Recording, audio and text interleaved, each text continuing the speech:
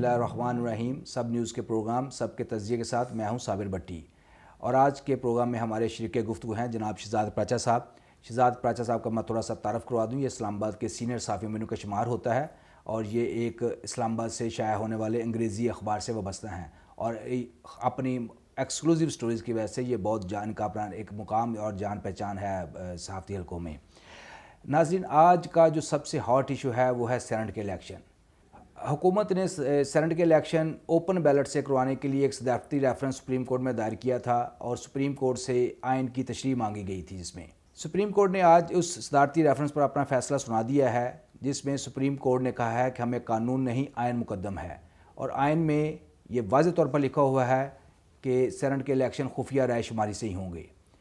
تاہم supreme court نے election commission کو پابند کیا ہے کہ وہ جتنا حد تک ممکن ہو سکے الیکشن کو شفاف بنانے کے لیے اقدامات کرے, اور اس کے لیے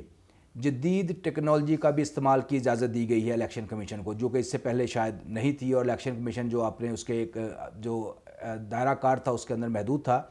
تو ہم سب سے پہلے آج اسی حوالے سے شہزاد پراچا صاحب سے بات کرتے ہیں اور پوچھتے ہیں. شہزاد پراچا صاحب, مجھے یہ بتائیے, ہمارے ناظرین کو بتائیے کہ کون کون سی ایسی ٹیکنالوجیز ہیں جو یہ الیکشن کمیشن استعمال کر سکتا ہے تاکہ یہ جو رائے شماری ہے اس کو شفاف بنایا جا سکے. جی شکریہ بھٹی صاحب, بہت بلانے کا آپ کا شکریہ.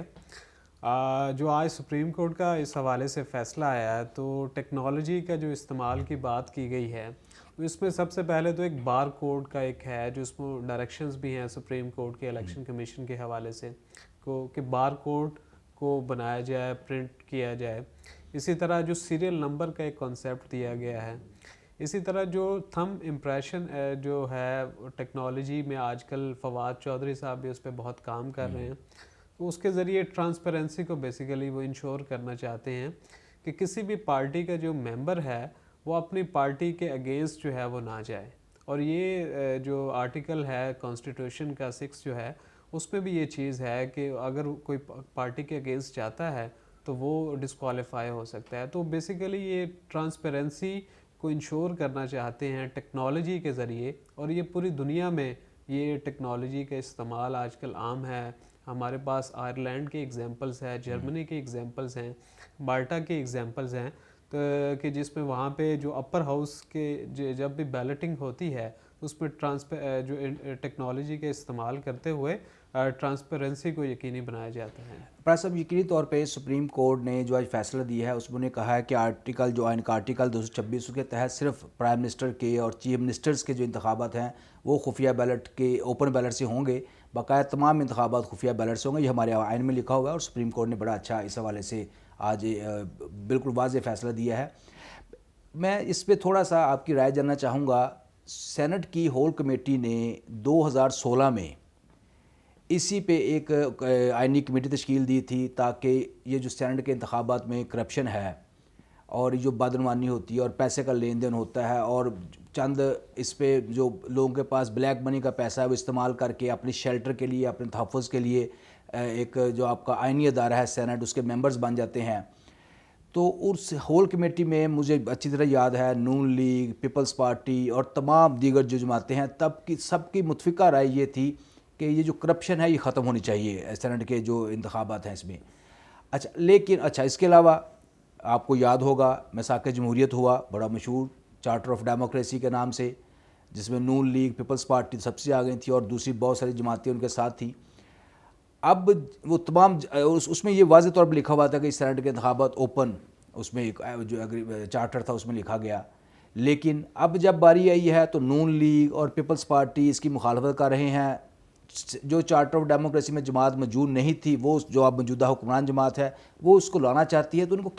کیوں اس کی یہ مخالفت کیوں کر رہے ہیں؟ یہ بہت آپ نے پرٹیننٹ کویسچنز بھٹی صاحب آپ نے کر دیا ہے. اس میں اب جو سینٹ کی ایک ہول کمیٹی 2016 میں بنی تھی, اور اس میں چیئرمین سینٹ جو اس ٹائم تھے رضا ربانی صاحب تھے, اور تمام جو ایک کولیکٹیو وزڈم تھی جو سینٹ کے ممبران کی, اور اس میں جو ریکمنڈیشنز دی گئی تھی کہ آپ جو سینٹ کے میں ٹرانسپیرنسی اور فائنینشیل جو کرپٹ پریکٹسز ہیں اس کو ختم کرنے کے لیے کچھ انہوں نے سفارشات دی تھی. کہ اس میں جو آرٹیکل کانسٹیٹیوشن کا 62 ہے اور 63A ہے اس کو امینڈ کرنے کی بات کی گئی تھی اسی طرح جو 218 آرٹیکل ہے آئین کا اور 228 ہے جو پرٹیننٹ سینٹ الیکشنز کے حوالے سے ہے، اس میں ایک فردر ایک پروویو ایڈ کرنے کی بات کی گئی تھی کہ اگر الیکشنز کے بعد جو پارلیمانی لیڈر ہے وہ چاہتا ہے کہ اگر ان کی پارٹی کے لوگوں نے خلاف ضابطہ ووٹ دیے ہیں تو وہ الیکشن کمیشن سے استدعا کر کے اپنے ووٹرز کی جو میک شور کر سکتا ہے کہ ہمارے ووٹر نے ہماری پارٹی کے اگینسٹ جو سینٹ الیکشن میں فیصلہ تو نہیں کیا ہے یا کسی کو ووٹ تو نہیں دیا ہے، تو یہ اس میں ایک بیسک چیز ہے تھی، لیکن وہ بھی نہیں، اب تک 5 سال ہو چکے ہیں، وہ بھی نہیں ہو سکی۔ جو وفاقی دارالحکومت کے حوالے سے لوکل ریپریزنٹیٹیو کی بات کی گئی تھی اسی سفارشات میں، اس کو بھی امپلیمنٹ نہیں کیا گیا۔ یہ پاکستان تحریک انصاف چاہتی ہے، کیونکہ 2018 میں کے پی اسمبلی میں وہ ویڈیو آ چکی ہے آپ کے سامنے کہ وہ کس طرح وہاں پہ خرید و فروخت ہوئی، اور 4 جو پیپلز پارٹی اور مسلم لیگ نواز کے جو 4 سینیٹر ہیں جو کے پی سے بنے، کہ ان کے پاس ووٹس تو بہت کم تھے وہاں پہ، لیکن ان کے وہاں پہ سینیٹر وہ بنوا گئے وہاں سے۔ پچھلے الیکشن میں جو یہ تحریک انصاف نے عمران خان جو وزیر اعظم ہیں، انہوں نے فیصلہ بھی کیا تھا اور پارٹی کے تقریباً 30 ارکان کو انہوں نے ٹکٹ دینے سے انکار کر دیا تھا، ان کو پارٹی سے نکال دیا تھا جو صوبائی اسمبلی کے ارکان تھے، اور ان پہ یہی جو الزامات تھے کرپشن کے۔ فاٹا کا جو سیٹیں ہیں وہ ختم ہو گئی ہیں، فاٹا کا انضمام ہو گیا ہے خیبر پختونخوا میں۔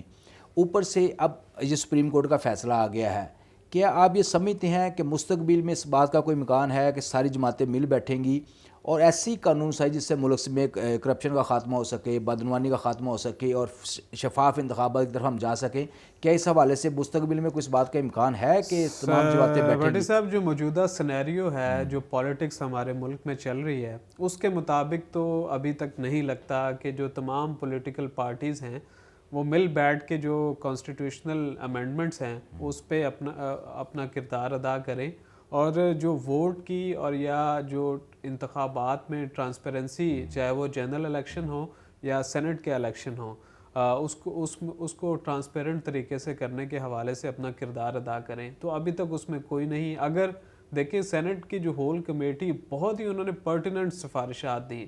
تمام جو سینیٹرز تھے انہوں نے اپنی وزڈم استعمال کی، لیکن 5-6 سال ہو چکے ہیں، ان میں کوئی امپلیمنٹ نہیں ہو سکا۔ مسلم لیگ نواز کے 2 سال تھے، اب پی ٹی آئی کے 3 سال گزر چکے ہیں، اور اگر کوئی امینڈمنٹ آنی ہوتی تو آ چکی ہوتی۔ آپ دیکھتے ہیں جتنے بھی پچھلے 2.5 سالوں میں جب بھی پارلیمنٹ کا اجلاس ہوتا ہے تو وہاں پہ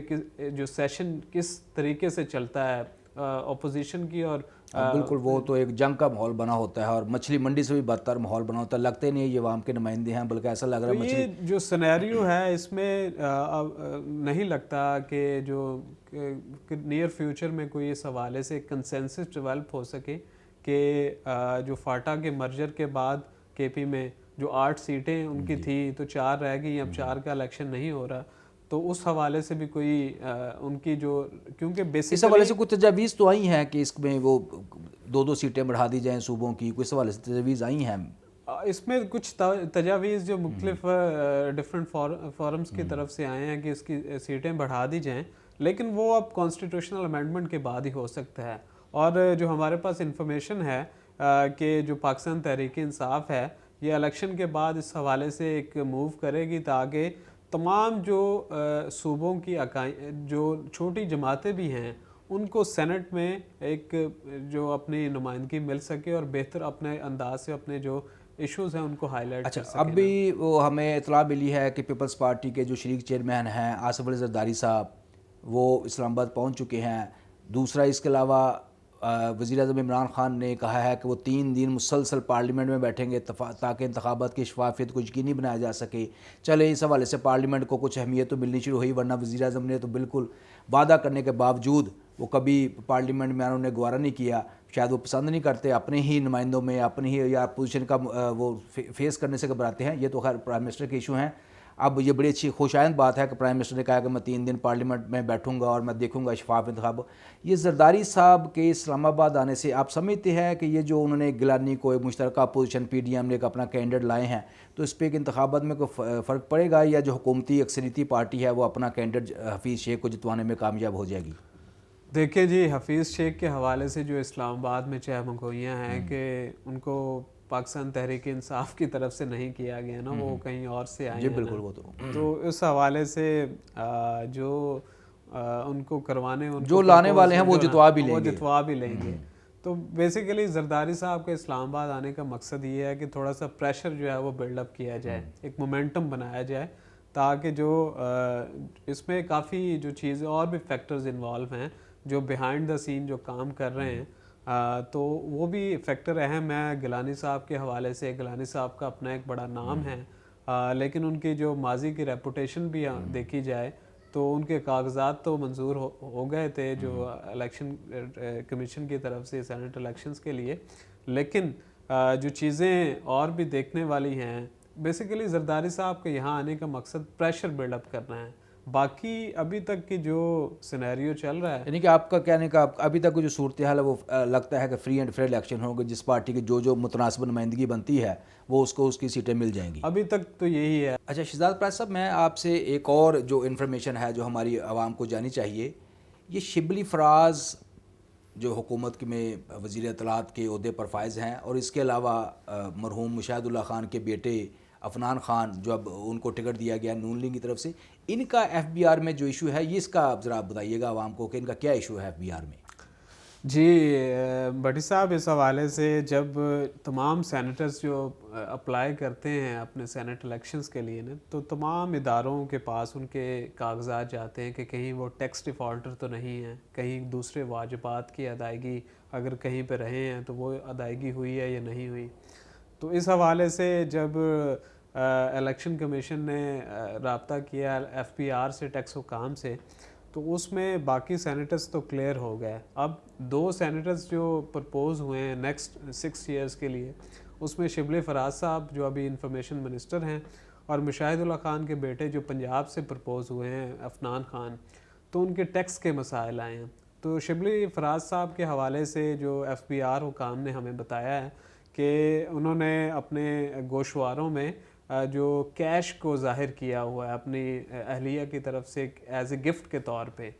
اور ہیوج اماؤنٹ ہے جو ظاہر کی گئی ہے. تو اس پہ ایف پی آر حکام نے اعتراضات اٹھائے ہیں، لیکن اس پہ انہوں نے فوری طور پہ جو ایک فورم ہے ایف پی آر کا، وہاں سے جا کے سٹے لے لیا ہے، اور اس کی کل جو ہے بروز منگل جو ہے ان کی اس حوالے سے سماعت بھی ہے. اور دوسرا جو عفنان خان کے حوالے سے بھی انہوں نے جو اپنے ٹیکس گوشواروں میں کچھ چیزیں مینشن نہیں کی